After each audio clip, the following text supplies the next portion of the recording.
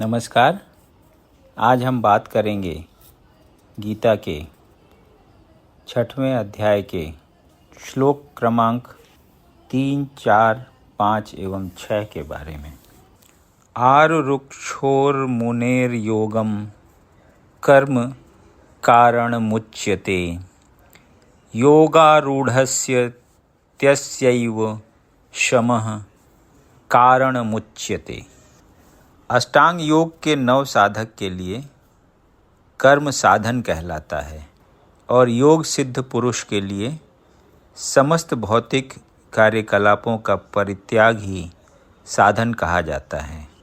तात्पर्य: परमेश्वर से युक्त होने की विधि योग कहलाती है।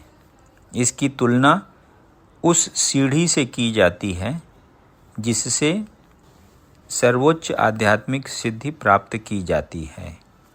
यह सीढ़ी जीव की अधम अवस्था से प्रारंभ होकर आध्यात्मिक जीवन के पूर्ण आत्म साक्षात्कार तक जाती है। विभिन्न चढ़ावों के अनुसार इस सीढ़ी के विभिन्न भाग भिन्न भिन्न नामों से जाने जाते हैं, किंतु कुल मिलाकर यह पूरी सीढ़ी योग कहलाती है और इसे 3 भागों में विभाजित किया जा सकता है: ज्ञान योग, ध्यान योग तथा भक्ति योग। सीढ़ी के प्रारंभिक भाग को योगारूढ़ अवस्था और अंतिम भाग को योगारूढ़ कहा जाता है। जहाँ तक अष्टांग योग का संबंध है, विभिन्न यम नियमों तथा आसनों के द्वारा ध्यान में प्रविष्ट होने के लिए आरंभिक प्रयासों को सकाम कर्म माना जाता है। ऐसे कर्मों से पूर्ण मानसिक संतुलन प्राप्त होता है जिससे इंद्रियां वश में होती हैं।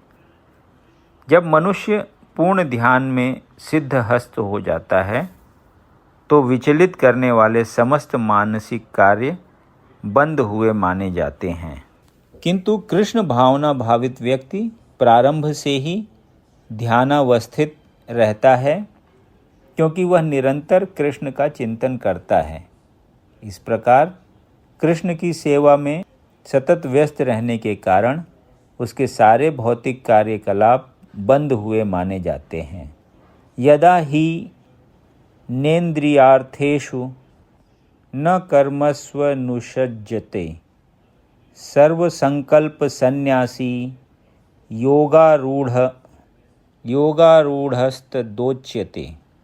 जब कोई पुरुष समस्त भौतिक इच्छाओं का त्याग करके न तो इंद्रिय तृप्ति के लिए कार्य करता है और न सकाम कर्मों में प्रवृत्त होता है, तो वह योगारूढ़ कहलाता है। तात्पर्य: जब मनुष्य भगवान की दिव्य प्रेमा भक्ति में पूरी तरह लगा रहता है तो वह अपने आप में प्रसन्न रहता है और इस तरह वह इंद्रिय तृप्ति या सकाम कर्म में प्रवृत्त नहीं होता। अन्यथा इंद्रिय तृप्ति में लगना ही पड़ता है, क्योंकि कर्म किए बिना कोई रह नहीं सकता। बिना कृष्ण भावनामृत के मनुष्य सदैव स्वार्थ में तत्पर रहता है, किंतु कृष्ण भावना भावित व्यक्ति कृष्ण की प्रसन्नता के लिए ही सब कुछ करता है। फलतः वह इंद्रिय तृप्ति से पूरी तरह विरक्त रहता है। जिसे ऐसी अनुभूति प्राप्त नहीं है, उसे चाहिए कि भौतिक इच्छाओं से बचे रहने का वह यंत्रवत प्रयास करे, तभी वह योग की सीढ़ी से ऊपर पहुंच सकता है।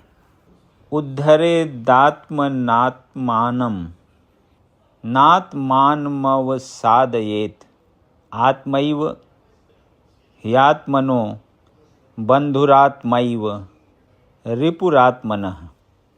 मनुष्य को चाहिए कि अपने मन की सहायता से अपना उद्धार करे और अपने को नीचे न गिरने दे। यह मन बद्ध जीव का मित्र भी है और शत्रु भी। तात्पर्य: प्रसंग के अनुसार आत्मा शब्द का अर्थ शरीर, मन तथा आत्मा होता है।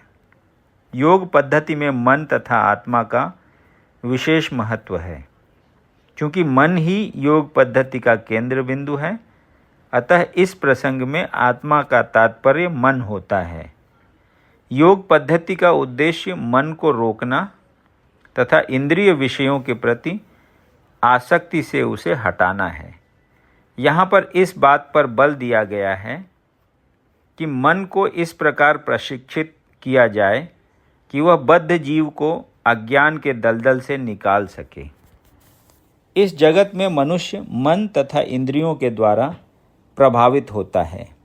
वास्तव में शुद्ध आत्मा इस संसार में इसीलिए फंसा हुआ है क्योंकि मन मिथ्या अहंकार में लगकर प्रकृति के ऊपर प्रभुत्व जताना चाहता है। अतः मन को इस प्रकार प्रशिक्षित करना चाहिए कि वह प्रकृति की तड़क भड़क से आकृष्ट न हो और इस तरह बद्ध जीव की रक्षा की जा सके। मनुष्य को इंद्रिय विषयों में आकृष्ट होकर अपने को पतित नहीं करना चाहिए। जो जितना ही इंद्रिय विषयों के प्रति आकृष्ट होता है वह उतना ही इस संसार में फंसता जाता है। अपने को विरत करने का सर्वोत्कृष्ट साधन यही है कि मन को सदैव कृष्ण भावनामृत में निरत रखा जाए। ही शब्द इस बात पर बल देने के लिए प्रयुक्त हुआ है, अर्थात इसे अवश्य करना चाहिए। अमृत बिंदु उपनिषद में 2 में कहा भी गया है, मन एव मनुष्याणाम कारणम बंध मोक्षयोः बंधाय विषयासंगो मुक्त्यै निर्विषयम मनः।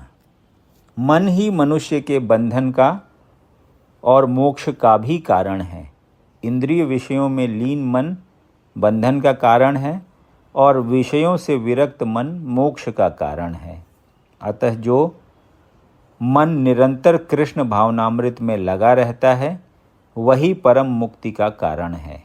बंधुरात्मात्मनस्तस्य येनात्मैवात्मना जितः अनात्मनस्तु शत्रुत्वे वर्तेतात्मैव शत्रुवत्। जिसने मन को जीत लिया है उसके लिए मन सर्वश्रेष्ठ मित्र है, किंतु जो ऐसा नहीं कर पाया उसके लिए मन सबसे बड़ा शत्रु बना रहेगा। तात्पर्य: अष्टांग योग के अभ्यास का प्रयोजन मन को वश में करना है, जिससे मानवीय लक्ष्य प्राप्त करने में वह मित्र बना रहे।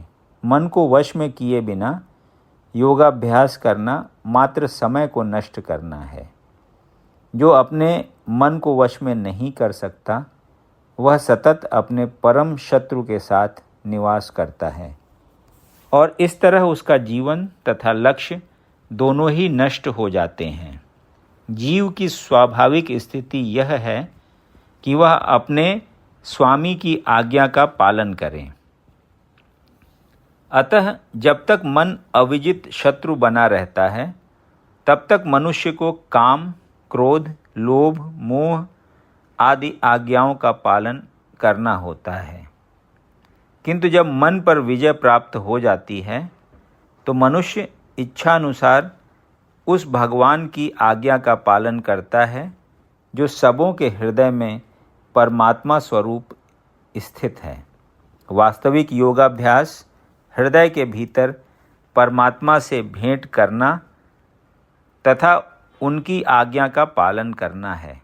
जो व्यक्ति साक्षात कृष्ण भावनामृत स्वीकार करता है वह भगवान की आज्ञा के प्रति स्वतः समर्पित हो जाता है।